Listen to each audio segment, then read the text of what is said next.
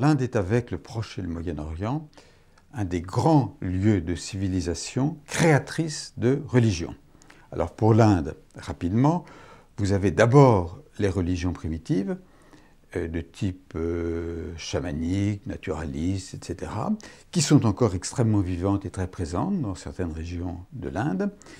Puis vous avez ce qu'on appelle l'hindouisme, mais qui peut se décliner en védisme, brahmanisme et hindouisme, non plutôt récent, qui a été donné dans des périodes plus récentes. Vous avez le bouddhisme, qui est né au VIe siècle avant Jésus-Christ, et qui, lui, s'est répandu sur toute une partie de l'Asie, et maintenant qui commence à se répandre en Europe. Vous avez le sikhisme, qui a été une sorte de synthèse entre l'islam et l'hindouisme. Et puis vous avez, ce dont nous allons parler, le jaïnisme, qui, d'après les jaïns, remonterait à éventuellement plusieurs siècles, voire des millénaires avant notre ère, mais qui s'est véritablement épanoui en même temps que le bouddhisme, c'est-à-dire avec l'apparition de Mahavira, c'est-à-dire en gros vers le VIe siècle avant Jésus-Christ. Mahavira était un Tirthankara, le dernier d'une très très longue série, c'est-à-dire un sage qui montre la voie de la délivrance. Et dans l'iconographie, on le voit très souvent représenté en méditation, et quelquefois, sauf pour l'œil subtil du spécialiste, on peut le confondre avec le Bouddha. Donc c'est un sage qui montre la voie de la libération, mais s'il y a des éléments communs avec le bouddhisme, il y a quand même un aspect qui le différencie considérablement, c'est que le jaïnisme n'est pas sorti de l'Inde, sauf éventuellement des petites communautés de jaïns qui habitent en Occident. Mais le bouddhisme, grâce à l'empereur Ashoka, lui, s'est répandu du Sri Lanka jusqu'au Japon, et en passant par la Chine, le Tibet, etc., etc. Je ne vais pas refaire toute l'histoire du bouddhisme. Le jaïnisme est resté en Inde. Il représente une très faible proportion de la population indienne, mais avec une assez grande importance, d'abord pour la beauté des sites jaïns, et ensuite, alors là on va entrer dans un point important du jaïnisme, c'est-à-dire la non-violence, ahimsa.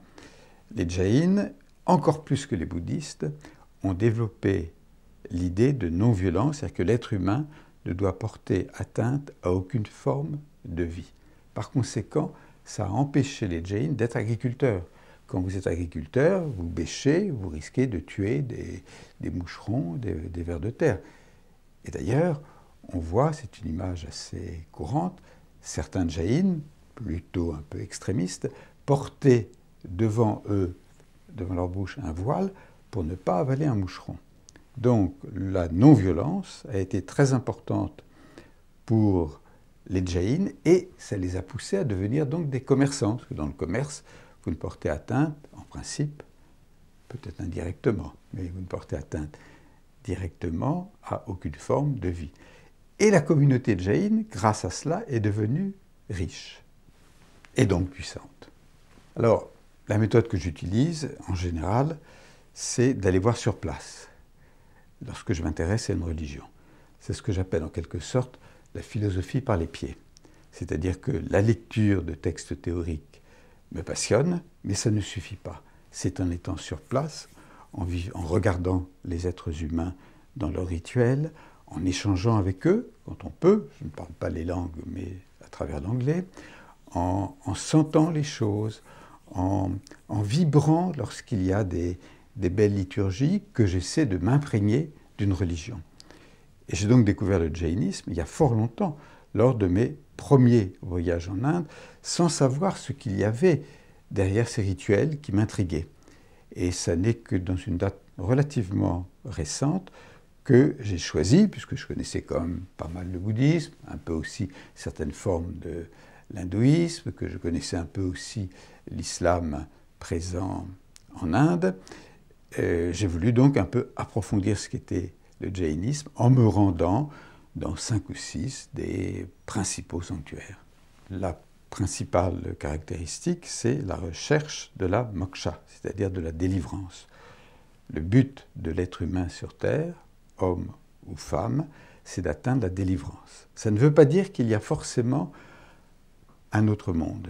Ça ne veut pas dire non plus qu'il y a un Dieu créateur, en tout cas pas de Dieu personnel. Mais nous avons une puissance spirituelle en nous. Cette puissance est latente et il faut donc, par la méditation, par les œuvres, par les rituels, par les prières, il faut la déployer.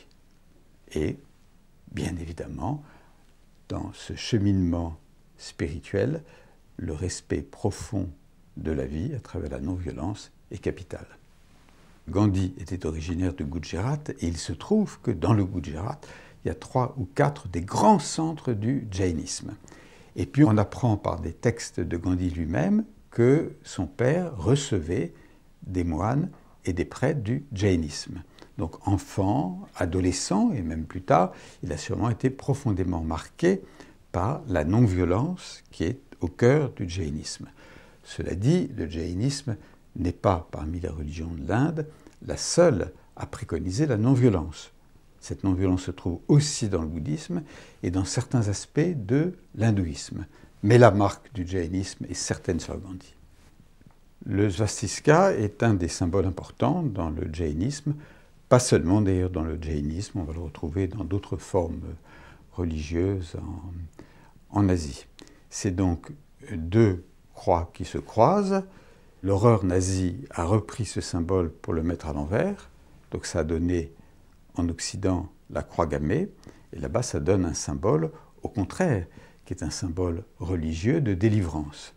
Et il y a, entre les différents éléments de ces 2 croix qui se croisent, il y a 4 points. Et c'est très intéressant de voir qu'un des points représente le monde humain, un autre le monde des dieux, un autre le monde des animaux et un autre le monde des plantes. Et c'est très important comme symbolique parce que cela prouve bien l'unité fondamentale de toute la création. Au sein du jainisme, il y a bien évidemment les fidèles, il y a des moines et des prêtres. Les moines vivent une vie très ascétique, eux-mêmes se divisent en 2 catégories, dont une catégorie qu'on appelle vêtus d'espace parce qu'ils se promènent nus. Les moines et les moniales marchent beaucoup parce que la marche fait partie de la démarche spirituelle. Et ils mènent une vie intense, très pure, qui peut aller même jusqu'à une ascèse considérable de refus de nourriture. Et puis à côté de cela, vous avez les prêtres qui, eux, peuvent être mariés et qui sont chargés des rituels. Le symbole de la montagne est un symbole universel. On va le retrouver dans beaucoup de religions, pas dans toutes, mais dans beaucoup de religions. Et il se trouve effectivement que 2 ou 3 des très grands centres du jainisme sont sur le sommet d'une montagne dont on fait l'ascension à pied. C'est fatigant quand il fait très chaud. Et là, vous avez notamment des moniales qui partent très tôt le matin, qui montent les milliers et les milliers de marches jusqu'au sommet, qui redescendent, qui remontent, qui redescendent. C'est une forme d'ascèse. Donc on peut parler d'une de ces montagnes qui est très connue, c'est celle de Palitana. C'est magnifique comme endroit. C'est une espèce de protubérance qui s'élève au milieu de la plaine et dont le sommet est entièrement couvert de temples, des dizaines et des dizaines de temples, ville qui ne doit pas être habitée la nuit. Donc il faut partir avant la tombée du jour, et la ville est entourée d'une muraille, et la ville reste dans une sorte de contact symbolique avec les puissances telluriques qui viennent de la terre et les puissances célestes qui viennent du ciel. Elles restent pendant la nuit. Et pendant le jour, c'est une vie extrêmement exubérante. Il y a très souvent des pujas, c'est-à-dire des rituels dans les temples, des prières, des chants, des lieux d'enseignement. C'est extraordinairement vivant. Et faire l'ascension de cette montagne est une des belles expériences que l'on peut vivre en Inde. Il y a dans le Gujarat une autre montagne sacrée, qui est beaucoup moins connue, en tout cas des Occidentaux, qui s'appelle le mont Girnar, et qui s'échelonne sur plusieurs terrasses, assez distantes les unes des autres, avec une vue extraordinaire sur la plaine, et en même temps, une vie de rituels, de chants, de mantras tout à fait exceptionnelle. J'ai beaucoup aimé ces deux montagnes sacrées du Gujarat, celle de Palitana et celle de Girnar. Et puis j'avais vu par hasard, non pas sur un livre consacré au jaïnisme, mais je crois en me promenant sur la toile, j'avais vu qu'il y avait quelque part un lieu dont le nom est Muktagiri, qui était très très peu connu. Et j'ai donc décidé, il y a quelques mois, de m'y rendre. Alors c'était en même temps une belle aventure comme je les aime, un premier bus, 8 heures de bus, dormir n'importe où, 8 heures de bus une deuxième fois, 10-12 heures de bus une troisième fois, on les attend, on manque le bus, etc.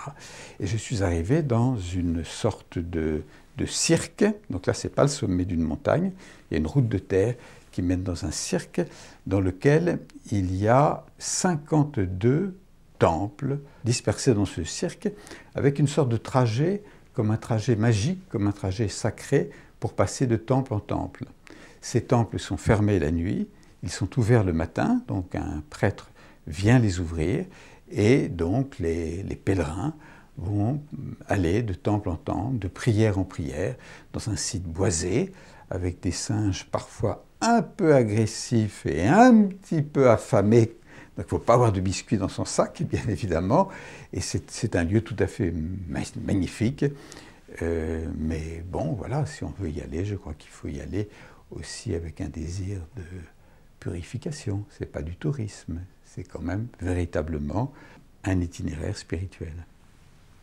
Dans un certain nombre de lieux jaïns, notamment Indore, vous avez des temples couverts de centaines et de centaines de miroirs.